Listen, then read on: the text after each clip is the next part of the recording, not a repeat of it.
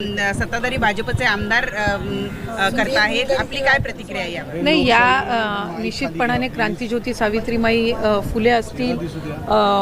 आणि महात्मा ज्योतिबा फुले असतील यांच्या जी काही मागणी आमचे सन्मान्य वरिष्ठ सदस्य आहेत, ते माजी मंत्रीसुद्धा आहेत, यांनी केलेली आहे आणि जे योगदान त्यांचं समाजासाठी अनेक वर्षांपूर्वीचं आहे त्याचे पडसाद आजही आपल्याला त्या ठिकाणी पाहायला मिळतात आणि कुठे ना कुठेतरी मुलींच्या शिक्षणाप्रती असेल किंवा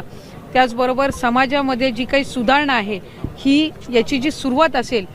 एक सकारात्मक पाऊल असेल आणि त्यावेळेला संघर्ष करून त्यांनी मुलींच्या शिक्षणासाठी दिलेलं जे योगदान असेल हे आमच्या सर्वांच्या आणि आपल्या सर्वांच्याच आयुष्यामध्ये अमूल्य आहे आणि त्यांच्यासाठी ही मागणी त्या ठिकाणी त्यांना भारतरत्न मिळावं ही केलेली आहे आणि निश्चितपणाने ही स्वागतार्हच आहे। मला खात्री आहे की केंद्र सरकार, देशाचे लोकप्रिय पंतप्रधान नरेंद्र मोदी साहेब याची योग्य ती या मागणीची दखल घेऊन एक आम्हाला सकारात्मक त्यांच्याकडून त्याचे एक उत्तर ऐकायला मिळेल अशीच मी या निमित्ताने